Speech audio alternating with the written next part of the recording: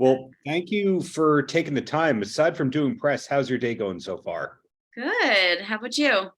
Great. Thank you very much. Exciting to be speaking with you and premiering your new video. Now, when did you actually finish recording the single? Oh, the single, we recorded that in, I'm trying to think now, where are we? We're at the first quarter, probably fall. We recorded the audio and stuff and got all the mixing and mastering done and now we're here. So you had to sit on a hit single for like 6 months. Yes, I did. I sure did.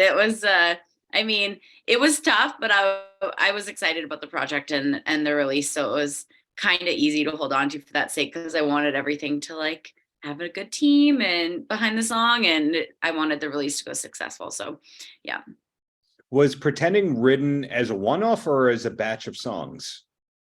So Pretending was written as a single originally, but there is some plans in the future to combine it as an EP. So when you finished it, did you know, hey, this is a standout song, or is it just another day at the office? This was during COVID. I wrote the song with one of the producers that I worked with on a past single, and this was one of the first songs that him and I had ever written together. And we kind of sat on it for a little bit. It's not that we didn't like it, but we had another song that we had written that we were really excited about as well. So we focused a bit of time on that, and this song, after sitting on it for a while, it was just like still in my head and still stuck. So I'm like, hey, like let's finish this. Like it's clearly something, and I'm passionate about it. So like let's get into production and finish this whole thing. And that same producer, co-writer, has worked with Alessia Cara, a lot of big people. How did you two connect in the first place? Yeah. So my A&R Fraser Hill was the introduction to that relationship, which I'm very grateful for. He introduced us over Zoom, and again, this was a pandemic meet and style of writing and all that. So we've never actually met in person, nor have my A&R I've met in person. So it's a strictly online relationship, but it works. Yeah. We have plans to obviously meet in person in the future, but Right. So is this like 15 songs ago for you, 20 songs for you? we wrote the lyrics for this in probably end of 2020, twenty Mhm. twenty one. So yeah, it's been a little bit. So this is a new song to us. In a way, it's an old song to you. Can you tell me what's coming up for you for the rest of 2023 besides, having diamond certification sales off of this single? Yeah, I mean, that's the plan. Yeah. We have a radio campaign going on with this single in Canada, which I'm very excited about. I have done campaigns in the past, but not to this extent. So I'm really excited about that. I have a showcase in Toronto in June with CMW, Canadian Music Week. And Mhm. I was one of the first 100 artists selected to showcase, which I'm very excited about. Sure. And I recently just got news. I got my O1 visa and I'm moving to Los Angeles. That's right. People who follow you on Instagram see that you got the visa. I Yeah. believe it's called extraordinary talents that you have in order to get that. Yes, yeah. Now, sometimes when people get those, they get letters of recommendation from other artist peers. Are you allowed to say who gave you a recommendation letter, or let's just keep that quiet?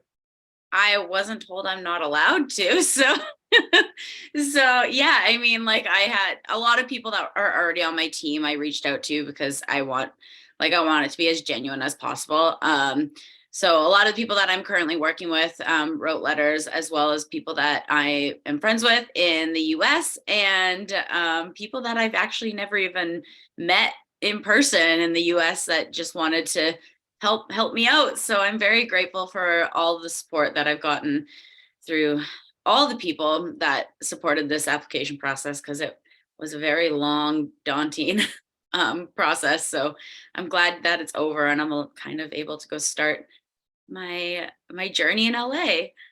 Sure. The direction that awful question for me was going was every now and then you'll find out that somebody for their visa or their application for residence or something like that gets a random letter from a huge superstar artist. So the one time I was talking to somebody and David Lee Roth from Van Halen wrote them a letter. Oh, and you wow. go, you'd want to tell everyone that all the time, of course. Yeah, for sure. And I mean, a lot of the people that I have gotten letters from have, worked with quite a large roster of people. Sure. And very, very talented artists and stuff. But yeah, I'm grateful for everyone that was able to help me in the process, because it wouldn't have been possible without them. Right. So as you mentioned, you have the visa, so you're going to be in the States for a while. Los Angeles, if I heard correctly? Yes. Yeah. LA. I made my first trip out to LA in, it would have been probably about 10 years ago for like music. I had been out there previously before that, but not for business. And I fell in love with the city. I fell in love with the people. I fell in love with the industry out there. And if I learned one thing during COVID, it was that, you need to go live in a city that you want to be in. And your job can be done anywhere. So I mean, it helps that it's Music City for pop music. So that helps. But sure. I love California. I love the palm trees. I love the nice weather. It's totally my thing. And I'm really excited for it.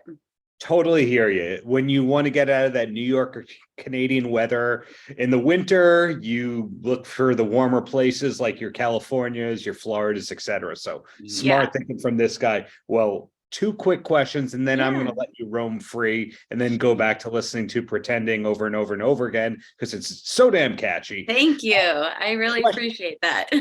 Well, question 1, who or what was it that made you want to become an artist in the first place professionally? Yeah. I mean, I've always had a passion for music and for writing and performing. I think, I've always asked my mom, I'm like, where did this come from? And she's like, well, you've been literally singing since you could talk. When I was obsessed with Barney when I was little, and like I was just singing the Barney theme song every day when Barney came on. And ever since then, like I haven't stopped. I was a competitive gymnast growing up as well. And I was kind of back and forth in between gym and music. But through that process, obviously I loved both. But my heart was with music. And that was kind of, I don't know, it was like towards the end of high school where I was like, this is what I want to do for the rest of my life. And I pretty much dropped everything else I was doing. And I'm like, let's do this. And now we're here. Didn't Barney give the world Selena Gomez and Demi Lovato? Yes. Yeah. Okay. Barney knows what he's doing. Barney's a pretty good A&R guy. I think that's what we at this point. Pretty much. And then the last question, also music related. What's the last concert that you went to for fun, and not because you were going to write with the person, not because you had to go or the person was in the studio with you? What's the last concert that you went to for fun?